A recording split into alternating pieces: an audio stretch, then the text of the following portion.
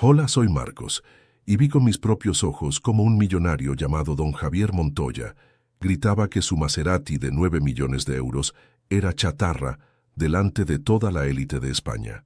Lo que él no sabía era que la solución a su humillación pública no estaba en sus ingenieros italianos, sino en el bolsillo de mi hermano pequeño, Leo, un niño de 12 años al que ni siquiera miró. Fue un momento que se me grabó a fuego, ver el desprecio en los ojos de los poderosos. ¿Alguna vez te has sentido así, completamente invisible, justo cuando sabías que tenías la única respuesta que importaba? Antes de que te cuente cómo mi hermano dejó en ridículo a un equipo de expertos con un simple clip, dime desde dónde me estás viendo y suscríbete al canal.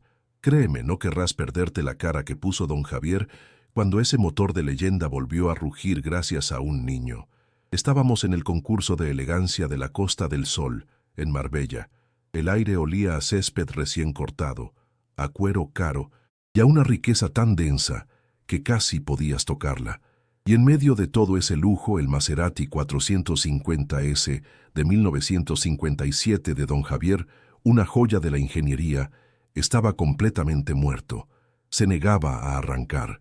Don Javier, un hombre acostumbrado a que el mundo se doblegara a su voluntad, caminaba de un lado a otro como un animal enjaulado, con la cara roja de ira. De repente, explotó. «Este inútil trozo de chatarra me está avergonzando», gritó. El silencio que siguió fue brutal. Pude ver a sus rivales sonriendo con disimulo, disfrutando de su fracaso. La tensión era insoportable, una humillación pública en su máxima expresión, y nosotros estábamos allí, como fantasmas, presenciándolo todo. Para solucionar el desastre, habían traído a un equipo de ingenieros directamente desde la división clásica de Maserati en Italia. Eran hombres impecables, con sus batas blancas y un aire de autoridad incuestionable. Llevaban casi una hora inclinados sobre el motor, conectando ordenadores, susurrando términos técnicos en italiano y moviendo la cabeza con frustración. Usaban herramientas que parecían sacadas de una película de ciencia ficción, pero el coche seguía mudo. El tiempo pasaba, los jueces del concurso empezaban a mostrar su impaciencia y la atmósfera se volvía cada vez más pesada. La impotencia de aquellos expertos era casi tan palpable como la furia de Montoya. Estaban completamente perdidos y su fracaso no hacía más que aumentar la vergüenza del propietario ante cientos de miradas. Mientras tanto, mi hermano Leo observaba desde la distancia, cerca de las carpas del catering donde trabajaba nuestra madre. Para todos, él no era más que el hijo de una empleada, una figura borrosa que no debía estar allí. Llevaba una camiseta desgastada y en sus manos sostenía una pequeña bolsa de cuero vieja, un regalo de nuestro abuelo. Dentro guardaba sus tesoros, herramientas diminutas, cables y piezas extrañas. Él no veía el coche como un símbolo de estatus, lo veía como una máquina enferma. Nuestro abuelo, un relojero increíble, siempre le decía que las máquinas tienen alma y que, a veces, su problema no está en las piezas grandes, sino en el detalle más insignificante que nadie se molesta en mirar. Leo no miraba el motor, escuchaba el silencio del coche con una concentración que me ponía la piel de gallina. En un momento dado, vi cómo Leo daba un paso tímido hacia adelante. Parecía haber notado algo, un detalle minúsculo que se les había escapado a todos los demás. Se acercó con la intención de decir algo, con esa inocencia de quien solo quiere ayudar. Pero antes de que pudiera abrir la boca, uno de los ingenieros italianos, un hombre alto y de aspecto arrogante, lo interceptó. Le puso una mano en el hombro, con una fuerza innecesaria, y le dijo con un desprecio helado: «Anda a jugar a otro lado, niño. Esto no es para ti». Las palabras fueron como una bofetada. Vi a Leo retroceder, sin decir nada, con la mirada clavada en el suelo por un segundo, antes de volver a fijarla en el coche. Sentí una rabia inmensa. Nuestra madre desde lejos nos miraba con pánico, temiendo que nos echaran de allí por la simple osadía de existir en su mundo. Finalmente, el ingeniero jefe se acercó a don Javier con el rostro sombrío de un médico dando malas noticias. Le comunicó en voz baja que no podían arreglarlo allí, que la única opción era remolcar el coche. La derrota era oficial y pública. El principal rival de Montoya, un industrial alemán, ya ni siquiera intentaba ocultar su sonrisa de satisfacción. Fue la gota que colmó el vaso. Montoya levantó las manos al cielo, completamente desesperado y vencido. Su mirada furiosa recorrió a la multitud y por primera vez se posó en mi hermano, que seguía allí, inmóvil, observándolo todo. En un arrebato de sarcasmo y rabia, Montoya gritó para que todos lo oyeran. ¿Qué? ¿Crees que tú puedes arreglarlo? Perfecto. Adelante. Dejad que el niño mire. No puedo quedar más en ridículo. Lo dijo como una broma cruel, sin imaginar que acababa de abrir la puerta al único que podía salvarlo. La invitación sarcástica de Montoya colgó en el aire como un veneno. Por un instante, nadie se movió. Luego, escuché risas ahogadas entre los invitados, un murmullo de burla que se extendió por el césped. Sentí que la sangre me hervía en las venas. Era una crueldad innecesaria, un espectáculo montado sobre la inocencia de un niño. Pero Leo no se inmutó. Lo vi dar un paso al frente, con una calma que me desarmó. No había miedo en su rostro, solo una concentración absoluta. Todos los ojos, antes fijos en el coche o en su dueño furioso, se clavaron en la pequeña figura de mi hermano. Él era ahora el centro de ese universo de lujo y desprecio, y yo sentí un nudo de pánico y orgullo en la garganta, una mezcla terrible que me dejó sin aliento. Leo caminó lentamente hacia el Maserati, pero ignoró por completo el capó abierto donde los ingenieros italianos habían estado trabajando. En su lugar, rodeó el coche con pasos deliberados, como si estuviera midiendo sus dimensiones, su espíritu. Los ingenieros, con sus batas blancas impecables, se cruzaron de brazos. Sus expresiones eran una máscara de superioridad y desdén. Vi a uno susurrarle algo al otro, y ambos sonrieron. Estaban esperando el fracaso, deseándolo para poder decir, «Se lo dijimos». Para ellos, esto era solo el acto final de una comedia absurda. No veían a mi hermano, veían a un obstáculo, a una broma de mal gusto que prolongaba su propia frustración. La tensión era asfixiante, y cada paso de Leo parecía resonar en el silencio expectante de la multitud. De repente, Leo se detuvo junto a la puerta del conductor y se arrodilló. La acción fue tan inesperada que los murmullos cesaron de golpe. No se inclinó para mirar debajo del coche, sino que apoyó la oreja contra el chasis, justo debajo de la puerta, cerrando los ojos. Se quedó así, inmóvil, por lo que pareció una eternidad. Era la imagen exacta de nuestro abuelo cuando escuchaba el mecanismo de un reloj antiguo, buscando el latido defectuoso, la nota discordante. La gente no entendía qué estaba haciendo. Escuchar un coche que no emitía sonido alguno parecía una locura, pero yo sabía lo que estaba pasando. Leo no estaba mirando la máquina, estaba conversando con ella en su propio idioma, un lenguaje de vibraciones y silencios que solo él comprendía. Después de unos segundos, se levantó y se dirigió al piloto de Montoya, un hombre corpulento que seguía sentado al volante con una expresión de derrota. La voz de Leo sonó sorprendentemente firme en medio de aquel silencio tenso. «Por favor, accione el interruptor de las luces», dijo. El piloto lo miró, luego miró a Montoya, buscando aprobación. Don Javier, con un gesto de fastidio y total indiferencia, simplemente movió la mano, como diciendo, «Haz lo que quiera, ya nada importa». El piloto giró la perilla. Como era de esperar, no ocurrió absolutamente nada. Los faros permanecieron apagados. Pude oír un suspiro colectivo de decepción en la multitud. El ingeniero jefe negó con la cabeza, como si dijera, «¡Qué pérdida de tiempo!».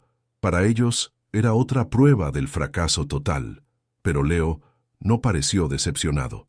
Su rostro permaneció impasible, concentrado. Volvió a mirar al piloto y dijo con la misma calma, «Ahora la bocina. Inténtelo, por favor». La petición era aún más extraña. ¿Para qué hacer sonar la bocina si no había electricidad? El piloto, ya resignado a participar en aquel teatro, apretó el ni centro del volante. Y entonces ocurrió algo. No fue el sonido potente y grave de una bocina de Maserati. Fue un chasquido, un clic minúsculo, metálico y seco, que provino de algún lugar profundo detrás del salpicadero. Fue tan débil que estoy seguro de que casi nadie lo oyó. Pero yo estaba cerca, conteniendo la respiración, y lo escuché perfectamente. Fue el sonido más pequeño y a la vez el más revelador de todo el día. Ese diminuto clic fue la clave. Vi un cambio sutil en los ojos de Leo, un destello de confirmación. Era como si una pieza del rompecabezas acabara de encajar en su mente. Los ingenieros italianos, a unos metros de distancia, no reaccionaron. O no lo oyeron, o si lo hicieron, lo descartaron como un ruido irrelevante, un eco sin importancia en un sistema eléctrico muerto. Estaban buscando un fallo monumental, un cable principal quemado, un alternador destruido. Su mente estaba programada para encontrar problemas complejos y caros. No podían concebir que la solución a un fallo de 9 millones de euros pudiera esconderse en un sonido tan insignificante. En ese momento, entendí la lección de mi abuelo. Los grandes expertos a menudo son ciegos a las verdades más simples. Mi mirada voló hacia las carpas de catering.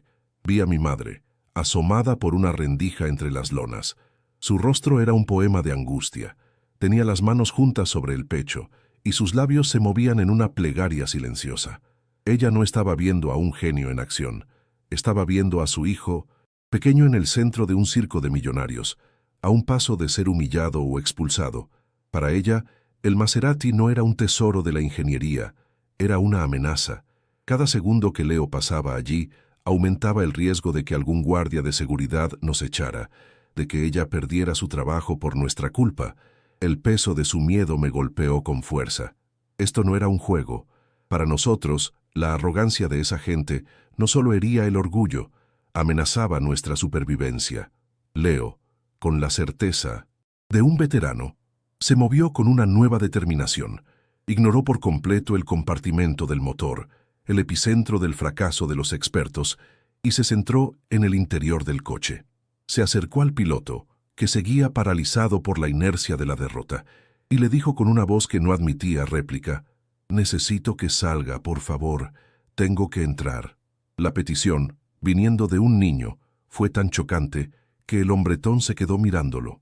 Luego a don Javier. Montoya, hundido en su propia miseria, apenas levantó una mano en un gesto de hastío, como si espantara una mosca. Ya le daba todo igual. El piloto, con una lentitud casi cómica, abrió la pesada puerta y se levantó, dejando libre el asiento del conductor. Un niño estaba a punto de tomar el control, y nadie sabía cómo reaccionar. El contraste fue brutal y casi poético. Mi hermano pequeño, con su camiseta gastada y sus zapatillas sucias, se deslizó en el asiento de cuero rojo que había sido moldeado para leyendas de la velocidad. Sus pies ni siquiera llegaban a los pedales. El volante, enorme y de madera noble, casi lo tapaba por completo. Las risas contenidas de antes se convirtieron en murmullos de incredulidad y burla abierta. «Esto es un circo», escuché decir a un hombre con un traje de lino blanco. Los ingenieros italianos ya no disimulaban, se cruzaron de brazos y sonreían con una superioridad insultante. Pero yo vi algo más. Vi a Leo adaptarse al espacio, sus manos tocando el salpicadero no como un niño curioso, sino como un médico palpando a un paciente. Se había convertido en parte de la máquina. Entonces metió la mano en su vieja bolsa de cuero. El público esperaba que sacara alguna herramienta extraña, quizás algo que hubiera fabricado él mismo. En cambio, lo que sacó dejó a todos perplejos. Era un simple clip metálico de los que se usan para sujetar papeles. Lo sostuvo entre el pulgar y el índice, observándolo por un segundo a la luz del sol. El ingeniero jefe, el que había apartado a Leo con desprecio, soltó una carcajada sonora y seca. «¡Un clip!», exclamó en un italiano teñido de sarcasmo para que sus colegas lo oyeran. «El niño va a arreglar un motor V8 con un clip. ¡Fantástico!». La humillación había alcanzado un nuevo nivel. Ya no era solo escepticismo, era una mofa cruel y pública. Sentí que el suelo se abría bajo mis pies. Ese fue mi límite. Una oleada de rabia me recorrió el cuerpo, tan intensa que me hizo dar un paso al frente, dispuesto a sacar a mi hermano de allí, a gritarles a todos que lo dejaran en paz. Quería protegerlo de esas miradas, de esas sonrisas afiladas como cuchillos. Pero mi mirada se cruzó con la de mi madre. Estaba pálida como el papel, con una mano tapándose la boca y los ojos llenos de un pánico que me heló la sangre. Su miedo no era por la humillación, era por nosotros, por nuestro futuro. Suplicaba con la mirada que no hiciera nada, que no empeorara las cosas. Me detuve en seco, paralizado entre el impulso de defender a mi hermano y el deber de proteger a mi familia. Me sentí un cobarde atrapado en la tela de araña de su mundo. Leo, ajeno a todo el drama que se desarrollaba a su alrededor, continuó con su plan. Con una agilidad sorprendente, se tumbó sobre el asiento del conductor, retorciendo su pequeño cuerpo hasta que su cabeza desapareció bajo el salpicadero. Por un momento, lo único que se veía de él eran sus zapatillas viejas sobresaliendo del coche de 9 millones de euros. La imagen era tan absurda que las risas se apagaron de golpe. El silencio regresó, pero esta vez era diferente. No era un silencio de expectación, sino de pura y morbosa curiosidad. La multitud estaba hipnotizada. Nadie entendía qué estaba haciendo, pero nadie podía apartar la mirada. El niño del clip se había convertido en el centro del universo, escondido en las entrañas de la bestia mecánica. Desde mi posición, casi podía oír los sonidos que provenían de debajo del panel. No eran ruidos de fuerza bruta, no había golpes ni tirones. Eran sonidos sutiles, precisos, un ligero raspado como si estuviera limpiando algo con cuidado. Luego, un pequeño chasquido metálico, el sonido del clip encajando en algún sitio. Eran los mismos sonidos que hacía nuestro abuelo cuando reparaba los delicados mecanismos de un reloj suizo, movimientos mínimos que producían grandes resultados. Leo no estaba forzando nada, estaba aplicando la lógica, la paciencia y el tacto. Los ingenieros italianos se miraban entre ellos, sus expresiones de arrogancia habían sido reemplazadas por una máscara de confusión. Esto se escapaba a todo lo que habían aprendido en sus manuales. Pasaron quizás 30 segundos, aunque parecieron horas. Entonces, el cuerpo de Leo se movió y se deslizó hacia afuera, volviendo a sentarse en el asiento del conductor. Tenía una mancha de grasa en la mejilla y el pelo revuelto, pero sus ojos brillaban con una luz tranquila y segura. No dijo absolutamente nada. No miró a Montoya, ni a los ingenieros, ni a la multitud. Sus ojos se fijaron únicamente en el piloto, que permanecía de pie junto a la puerta atónito. Leo simplemente asintió.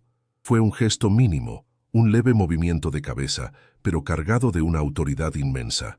Era una orden silenciosa. El piloto lo miró, tragó saliva y con una lentitud casi ceremonial, se preparó para volver a entrar al coche. El corazón me latía tan fuerte que creí que se me saldría del pecho.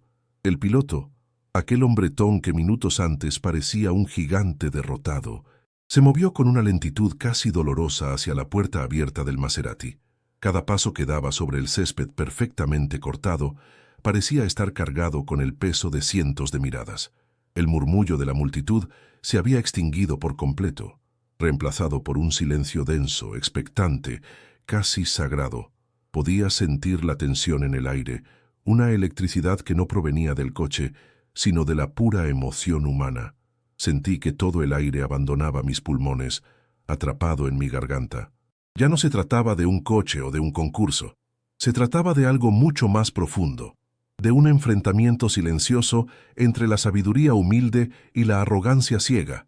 Y todos los presentes, lo supieran o no, eran testigos de ello.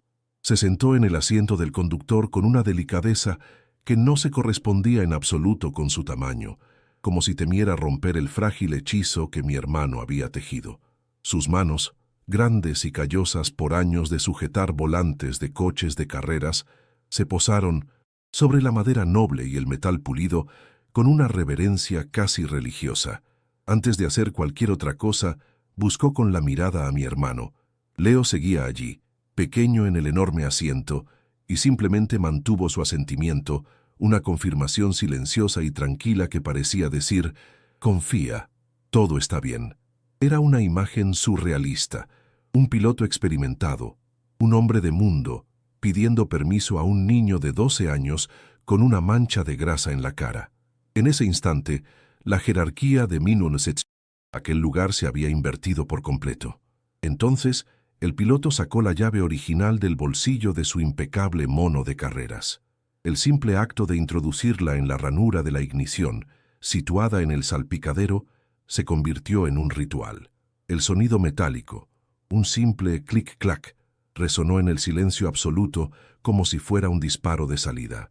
Vi a los ingenieros italianos, que hasta ese momento habían mantenido una distancia despectiva, inclinarse instintivamente hacia adelante.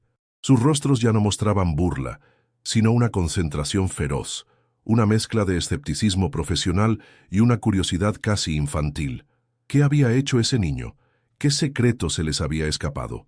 La posibilidad de que un clip de papel hubiera triunfado donde su tecnología millonaria había fracasado era una afrenta tan grande a su orgullo que no podían apartar la mirada. La mano del piloto se detuvo sobre la llave. Fue solo un segundo, quizás dos, pero en ese brevísimo instante vi pasar todo. El día ante mis ojos, la arrogancia de Montoya, la risa condescendiente de los invitados, el rostro aterrorizado de mi madre escondida entre las carpas. La expresión de don Javier era ahora impenetrable, una máscara de mármol que ocultaba una tormenta de emociones. Ya no parecía enfadado, sino aturdido, como si estuviera presenciando algo que su mente no podía procesar. En ese momento se jugaba mucho más que un trofeo. Se jugaba el orgullo, la reputación y, para nosotros, la dignidad que nos habían intentado arrebatar. Aquella pausa antes del giro final de la llave contenía el peso de todo el universo. Finalmente, giró la llave. No hasta el final, solo hasta la primera posición, la que activa los sistemas eléctricos, y entonces lo oímos.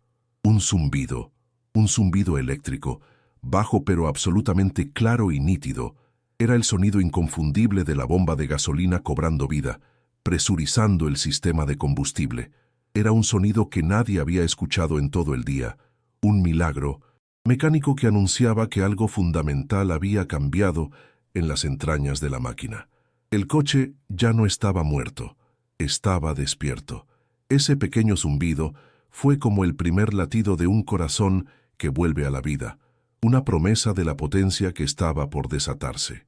Fue la primera nota de una sinfonía que estaba a punto de comenzar, y su efecto fue inmediato y devastador. Un jadeo colectivo, un sonido ahogado y simultáneo, recorrió a la multitud. No fue un aplauso, fue algo mucho más visceral, un sonido de pura y absoluta incredulidad. Vi cómo los ingenieros se miraban entre ellos, con los ojos desorbitados, como si acabaran de presenciar un acto de brujería. El rival alemán de Montoya, el industrial que tanto había disfrutado de la humillación, dio un paso atrás involuntario. Su sonrisa congelada se había desvanecido para dar paso a una expresión de puro asombro. Y don Javier, su máscara de indiferencia se rompió en 1000 pedazos. Abrió la boca ligeramente, sus ojos fijos en el salpicadero como si estuviera viendo una aparición. El zumbido de la bomba de gasolina había destrozado la arrogancia de todos y la había reemplazado por un asombro reverencial. El piloto, ahora con una confianza renovada que parecía emanar del propio coche, no esperó más. Sus ojos se encontraron con los de Leo una última vez, y mi hermano le dio un último y casi imperceptible asentimiento de cabeza, como un director de orquesta dando la entrada final. La mano del piloto, que antes quizás temblaba por la presión, ahora era firme como una roca. Agarró la llave con decisión, sus nudillos blancos por la fuerza.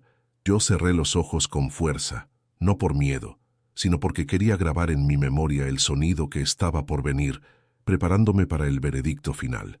El mundo entero pareció contener la respiración en ese último milisegundo, esperando el rugido del león o el silencio definitivo de la tumba. Y entonces giró la llave hasta el final. Por una fracción de segundo no pasó nada, un silencio tan profundo que podías oír el latido de tu propio corazón. Y luego el infierno se desató. No fue un arranque, fue una explosión controlada, una erupción de poder puro. El motor V8 del Maserati cobró vida con un rugido tan gutural, tan ensordecedor y tan perfecto, que sentí cómo el suelo vibraba bajo mis pies. El aire se llenó al instante con el olor denso y dulce de la gasolina de competición quemándose. El sonido no solo se oía, se sentía en los huesos, en el pecho, en el alma. Era el sonido de una leyenda que se negaba a morir, un grito de guerra que hizo temblar el mundo de los ricos y poderosos. El rugido inicial dio paso a un ralentí perfectamente afinado, un ronroneo grave y constante que era pura música mecánica. Pero la multitud no reaccionó. El impacto del sonido los había dejado paralizados, sumidos en un silencio de conmoción absoluta que era casi más ruidoso que el propio motor. Nadie aplaudió, nadie vitoreó. Solo se quedaron allí, con los ojos muy abiertos, las copas de champán olvidadas en sus manos, procesando la imposibilidad de lo que acababan de presenciar. El coche que había sido declarado chatarra por los mayores expertos del mundo ahora sonaba más vivo que nunca. Y el artífice de ese milagro era un niño de 12 años con un clip de papel y una mancha de grasa en la mejilla. El universo se había detenido. Mi mirada se clavó en don Javier Montoya. Su rostro era un lienzo de incredulidad. La máscara de arrogancia y furia se había desintegrado, dejando al descubierto a un hombre completamente vulnerable. Tenía la boca abierta, los ojos fijos en el capó del coche como si estuviera viendo un fantasma.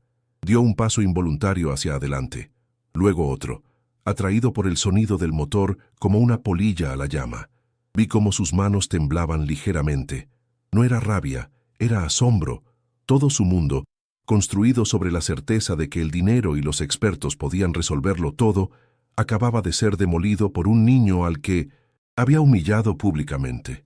En sus ojos no había triunfo, sino una profunda y abrumadora sensación de reverencia. Luego miré a los ingenieros italianos.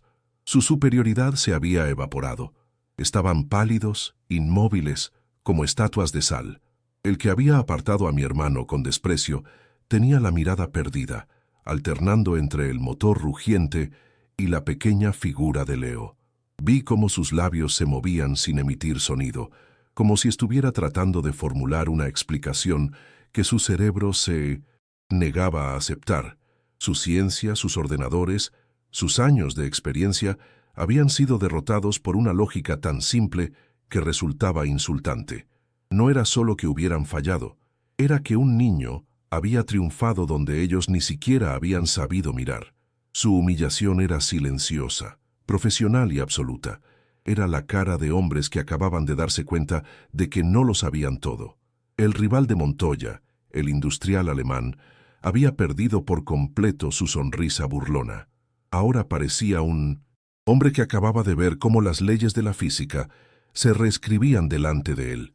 Estaba congelado, con la copa a medio camino de sus labios, su rostro una mezcla de estupefacción y una derrota mucho más profunda que la de perder un simple concurso. Y entonces, en medio de aquel silencio atronador, una mujer mayor con un elegante sombrero empezó a aplaudir. Fue un sonido tímido al principio, casi perdido en el ronroneo del motor. Pero luego, otro se unió, y otro más. No era un aplauso educado, era un aplauso nacido de la pura emoción, del asombro, del reconocimiento de algo extraordinario. En cuestión de segundos, el aplauso se convirtió en una ovación cerrada, un trueno de manos que barrió el césped. Pero nadie miraba el coche, nadie miraba a don Javier. Todas las miradas, todos los rostros girados estaban fijos en mi hermano. Aplaudían a Leo, aplaudían al niño invisible, al hijo de la empleada, al chico de la camiseta gastada que había silenciado a los poderosos con nada más que su san genio y la herencia de un abuelo relojero. El sonido era abrumador, una ola de validación y respeto que lavaba toda la humillación sufrida. Era la victoria de David contra Goliat, y todos los presentes lo sabían. Estaban siendo testigos no de una reparación, sino de un acto de justicia poética. Y yo me rompí. Sentí como las lágrimas calientes empezaban a correr por mis mejillas sin control. No eran lágrimas de tristeza, sino de un orgullo tan inmenso que dolía, un alivio tan profundo que me quitaba el aliento. Busqué a mi madre entre la multitud de personal del catering. Estaba allí, ya no escondida, con las manos cubriendo su boca y los ojos inundados en lágrimas, pero su sonrisa, Era la más brillante que le había visto en la vida. Nuestros miedos, nuestras inseguridades, todo se había desvanecido en ese rugido y en esa ovación. En ese momento, mi hermano no solo había arreglado un coche, nos había arreglado a nosotros, nos había devuelto la dignidad que ni siquiera sabíamos que habíamos perdido. La ovación se fue apagando lentamente, dejando solo el ronroneo perfecto y constante del motor como banda sonora de un milagro. Don Javier Montoya no se movió. Se quedó allí, en medio del césped, con la mirada clavada en mi hermano. Luego empezó a caminar hacia él. No caminaba como un millonario, ni como el dueño del coche. Caminaba como un peregrino acercándose a un santuario. Cada paso era lento, deliberado, cargado de un peso que nadie había visto en él antes. Cuando llegó, frente a Leo, que seguía sentado en el enorme asiento de cuero, hizo algo que dejó a todo el mundo sin aliento. Se arrodilló. El hombre más poderoso y arrogante de la sala se puso de rodillas sobre la hierba, manchando sus carísimos pantalones de lino, solo para poder mirar a mi hermano a los ojos, de igual a igual. Los jueces, visiblemente conmovidos y sin necesidad de deliberar, se acercaron con el trofeo Best of Show. Era una escultura de plata maciza, brillante y pesada. Se la entregaron a Pintos Don Javier, como dictaba el protocolo, pero él no la levantó. No sonrió para las cámaras ni buscó el aplauso. La sostuvo por un instante, y sin decir una palabra, se giró y se la ofreció a Leo con ambas manos. La voz le salió ronca, cargada de una emoción que nadie le conocía. «Esto no es mío», dijo, lo suficientemente alto para que los que estaban cerca lo oyeran. «Esto es tuyo, maestro». Ver a mi hermano, tan pequeño, sosteniendo aquel trofeo que era casi más grande que su torso, fue la imagen más surrealista y hermosa de mi vida. La plata brillante contrastaba con su camiseta desgastada, creando un cuadro que nadie olvidaría jamás. Pero Montoya no había terminado. Se puso en pie y pidió un micrófono. Su voz, ahora amplificada, resonó por todo el recinto.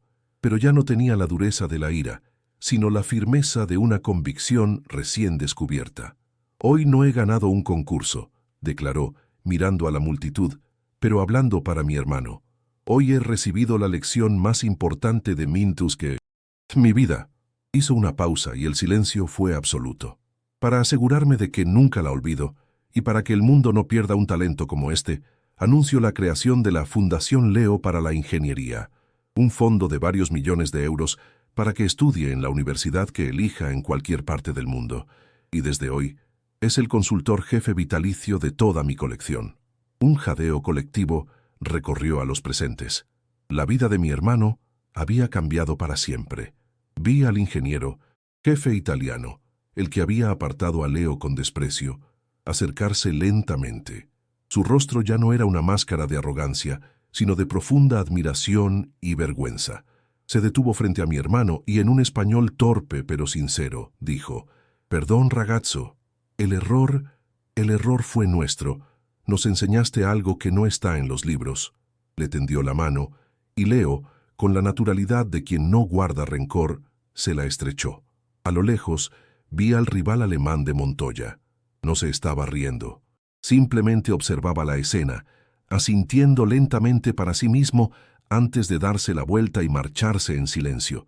No parecía un hombre derrotado, sino un hombre que acababa de ser testigo de algo que trascendía la rivalidad y el dinero. Finalmente, mi madre y yo pudimos llegar hasta él.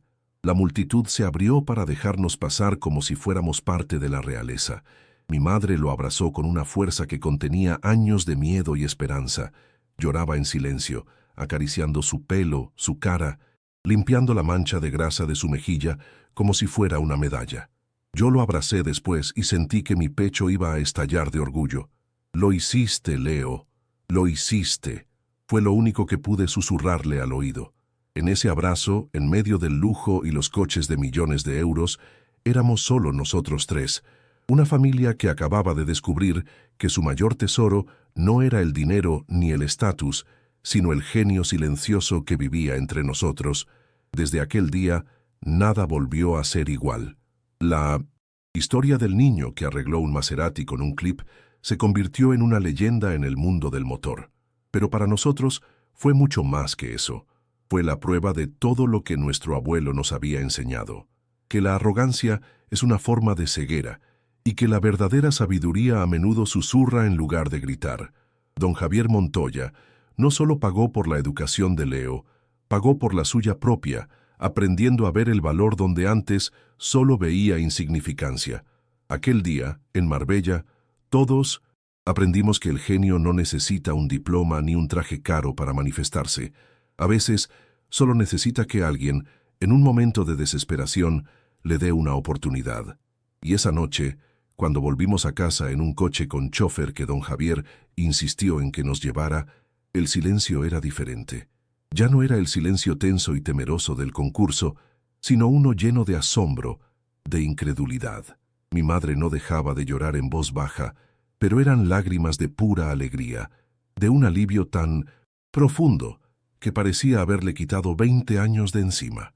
Leo sostenía el pesado trofeo de plata en su regazo, pero no lo miraba como un premio. Lo giraba lentamente, estudiando cómo la luz se reflejaba en sus curvas, como si fuera otro mecanismo complejo que intentaba descifrar. En ese momento, en la oscuridad de aquel coche de lujo, sentí que habíamos cruzado un umbral invisible. Nuestra vida, la que conocíamos hasta esa mañana, había terminado para siempre, y una nueva, impredecible y brillante, acababa de comenzar. Antes de irnos, don Javier se aseguró de que todo estuviera en orden. Se acercó a mi madre y por primera vez la miró a los ojos, no como una empleada, sino como la madre del niño que le había devuelto el orgullo. «Señora», dijo con una voz llena de un respeto que nunca antes había mostrado, «su hijo no solo tiene un don, tiene un alma pura. Me encargaré personalmente de que nada ni nadie vuelva a interponerse en su camino». Le dio una tarjeta con su número de minas, teléfono personal, y le pidió que lo llamara para organizar los detalles de la fundación y de los estudios de Leo. Ya no era el magnate arrogante que gritaba a sus empleados. Era un hombre que había sido profundamente humillado y a través de esa humillación había encontrado una extraña forma de redención, una lección que valía mucho más que su Maserati. Durante el trayecto, Leo estuvo callado la mayor parte del tiempo. Finalmente, le pregunté en qué estaba pensando. Esperaba que hablara de la universidad, del dinero, del futuro, pero él, con su lógica infantil e inquebrantable, me miró y dijo, «¿Sabes, Marcos?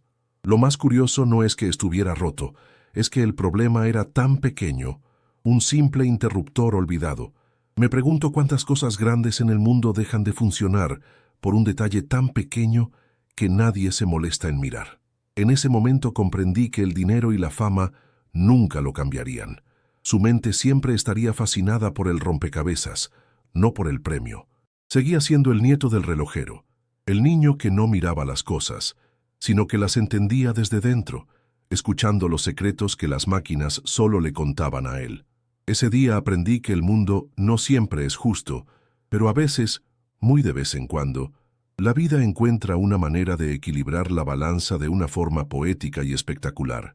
Aprendí que la arrogancia es el peor tipo de sordera y que el verdadero valor de una persona no se mide por el ruido que hace, sino por la sabiduría que demuestra en silencio. El mundo está lleno de Leos, de genios anónimos, de talentos ocultos en los lugares más inesperados, esperando que alguien les dé la oportunidad de brillar. Solo tenemos que aprender a mirar más allá de las apariencias, a escuchar con más atención y a creer que a veces la solución más grande puede venir en el envase más pequeño, como un simple clip en el bolsillo de un niño. Si conoces a alguien que necesita escuchar este mensaje de confianza, a alguien que se siente invisible o subestimado, por favor, comparte este vídeo con esa persona. A veces una historia es todo lo que necesitamos para recordar nuestro propio valor. No te olvides de suscribirte para más relatos sobre encontrar tu propio camino, incluso cuando nadie más cree en él. Gracias por escucharme hasta el final.